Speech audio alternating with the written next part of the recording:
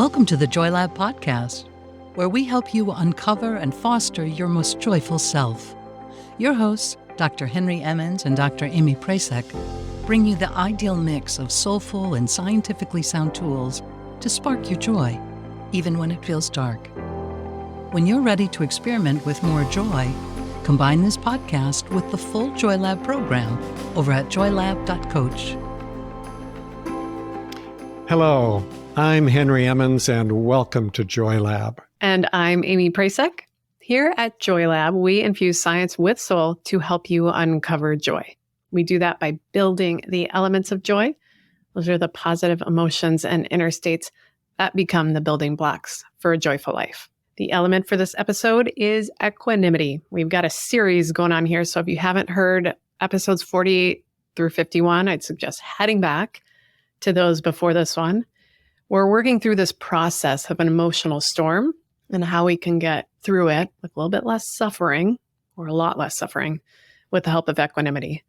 In this episode, we're walking out of our house to assess what may be some damage after the storm.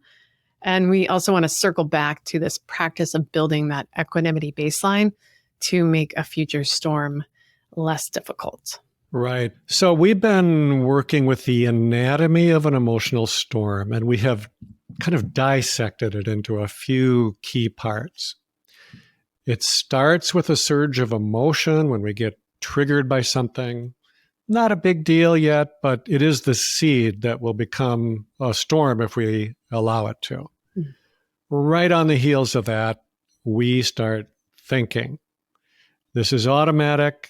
It's usually negative, and it just adds to the emotional instability that will give rise to a storm. Then the storyline enters, and this is the story of ourselves that we've been creating for years. It makes it personal, and that's why we feel so mad or hurt or scared. And then, if we just can't help ourselves, we speak or act in ways that hurt ourselves or somebody else.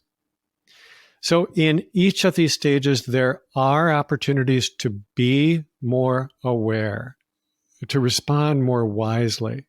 So maybe we can disrupt the cycle or take some of the energy out of the storm. Yeah, I think what gets really hard at this point is that common feeling of total defeat or helplessness that can rise up.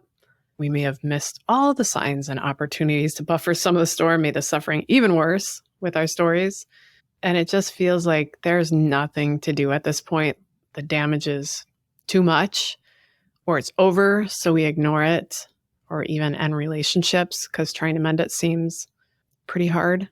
Or there's not an external party. Noted this in an earlier episode. All the damage that was done was to ourselves. So we don't give ourselves the apology or the time to really take note of what happened and how we can treat ourselves with more love next time. Right. The point of all of this is so that we can grow our skills so that we just don't get swept away so much by our emotions. Admittedly, this is hard to do. And I think this is really one of the most important times to practice self-compassion, which is another of our elements of joy. We did a whole series on that recently, and you can check it out in episodes 26 to 29. For me, this is really a long-term process. I've gotten a lot better at it than I used to be, but I still have a way to go. So one of the best things I can do is to try to learn from the times I don't do so well. To play it back in my mind after the fact, maybe clean up some of those lingering feelings or repair any damaged relationships if need be. And really use whatever I can so that I can do it just a little more skillfully next time around. Now, for most of us, this stage is actually easier than trying to step aside during the storm itself. So even if we've been completely swept away by a strong emotion, we can go back later and try to see what happened and where could we have done things differently. Yeah, sometimes we need to go through these storms, just epically screw it up to really understand what our tendencies are. At least for me, I find it very helpful to learn the hard way at times. And it's so important to move into this phase of assessment with self-compassion. As you noted, it's necessary if we really want to see all the pieces of the storm, what happened, our role in it, others' roles in it. And without self-compassion, I think it's nearly impossible to have those hard conversations or make authentic apologies or take action, do whatever we have to do to try and clean up and learn something. And on its face, I think that sounds odd. We so often lean on shame or regret as if those are the only fuels to motivate us to fix a mess we've caused. But it's just not true. It's definitely our MO here at Joy Lab. And it's how the science of behavior change and human flourishing work. Regret and guilt sure can be helpful. Shame serves a purpose. But if we don't move out of those states with some self-compassion, then we'll stay there locked into fear mode, survival mode, just trying to protect ourselves.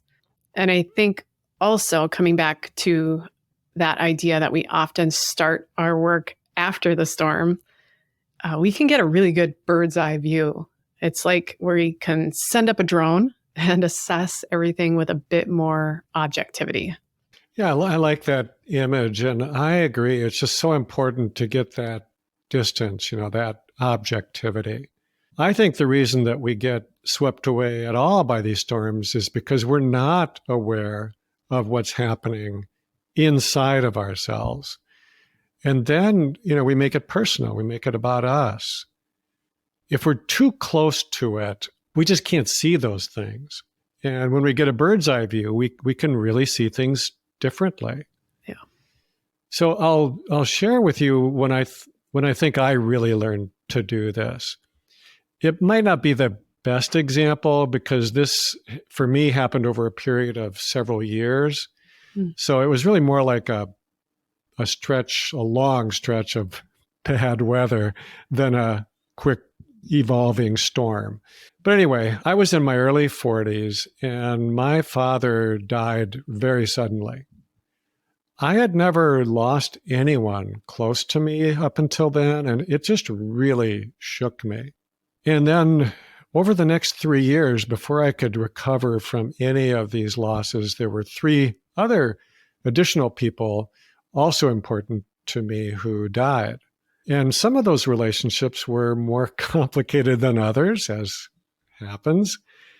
And the combination of all of this just really sent me into a funk. It took me a few years to get out of. Now, during that time, for whatever reason, I naturally gravitated to the kind of practice that we're talking about now. So I spent a lot of time being quiet, reflecting on these relationships, feeling my emotions, and I processed it mostly by writing about it. I didn't realize it at the time, but much of what I wrote in my personal journals ended up becoming the heart of the books that I wrote a few years later. So, you can obviously tweak this and create your own process for this. I think the key elements are to give yourself some time and space when you won't be interrupted, and maybe start out by taking a few moments just to allow your mind to quiet down. And then spend some time reflecting, maybe remembering the events that led up to the storm, or you can reimagine the whole experience in as much detail as you possibly can.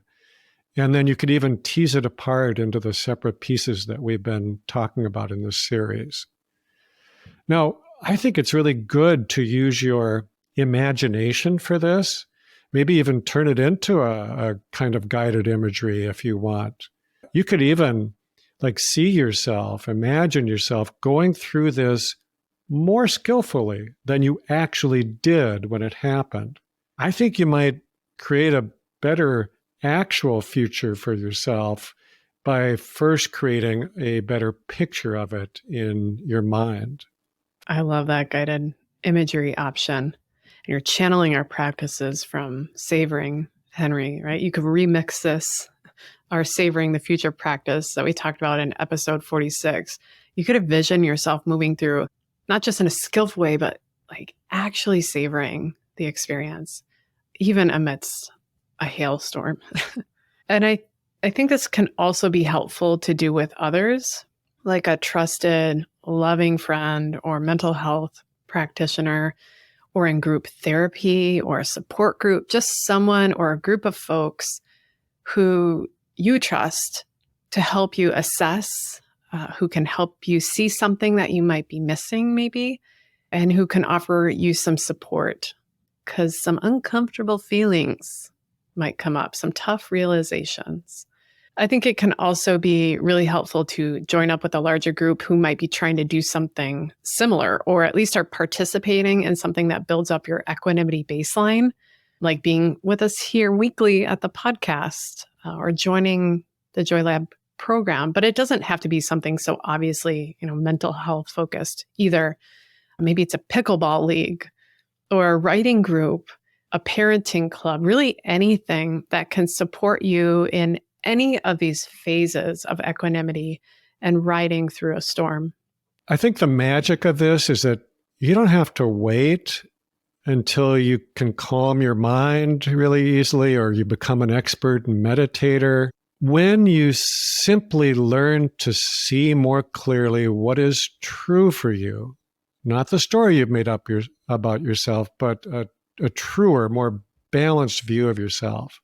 And when you become able to step back a little bit and just witness what's happening as it is happening, then I think that this emotional steadiness just comes up naturally.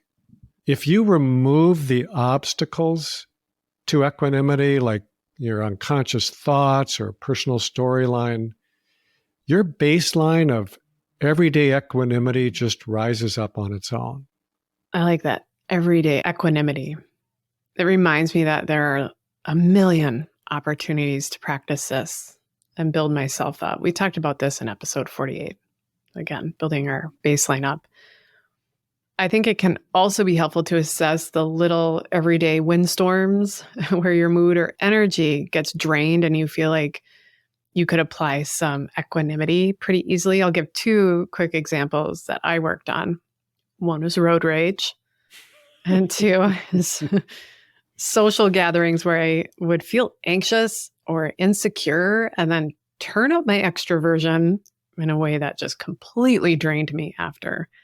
So with road rage, the practice was pretty simple for me. If I felt the road rage rise, I'd take a breath. Then no F-bombs, no name calling, no hand gestures, 3 more deep breaths, and that's it. And after working on this, it totally shifted my days when I was driving. One, I was not looking for people to road rage at, which is part of road rage.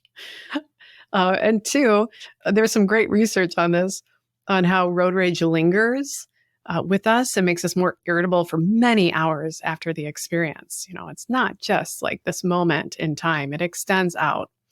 So this is a simple place to apply equanimity. And I think many of us can resonate here. And with social gatherings, I decided that after assessing, business networking events just weren't for me at the time, too stressful. So I just stopped those actually. There's a good spot for do nothing. I did not need to do that at that time in my life. But for the stuff I did have to attend or wanted to attend, I started to do a 5-minute meditation before the gatherings, just a body awareness meditation, kind of like in episode 34 that we have for you. And I just added some Stuart Smalley affirmations to it, like, you are enough, you can do this. I just bolstered up my equanimity a bit, and it helped more and more each time. Now I can attend a networking event without feeling like an exhausted shell of myself at the end, even though I still don't really want to attend them. I feel good that I can. Maybe that will change in time. Yeah. Well, we've been talking about everyday equanimity, and I really like this as a transition to our next element, our next series, which we're starting next week, and that's going to be on building resilience. So we'll try to, build on some of what we've been learning in these last few episodes and really take it to a broader level. How do we grow our resilience? Because we all need that. We're all going to get knocked about a bit, and we need to be able to face that as best as we possibly can. Yeah, getting back up again. It is the perfect transition. I love these two together, equanimity and resilience. I'll leave you with some inspiration from poet and author Bianca Bauer, a reminder to keep going even after you screw up. Keep going and growing your equanimity bit by bit. Here's what she wrote. I sometimes marvel at how far I've come, blissful even, in the knowledge that I am slowly becoming a well-evolved human being, only to have the illusion shattered by an episode of bad behavior that contradicts the new and reinforces the old. At these junctures of self-reflection, I ask the question, are all my years of hard work unraveling before my eyes, or am I just having an episode? For the sake of personal growth and the pursuit of equanimity, I choose the latter and accept that on this journey of evolution, I may not encounter just one bad day, but a group of many. Thank you for listening to the Joy Lab podcast. If you enjoyed today's show, visit joylab.coach to learn more about the full Joy Lab program. Be sure to rate and review us wherever you listen to your favorite podcasts.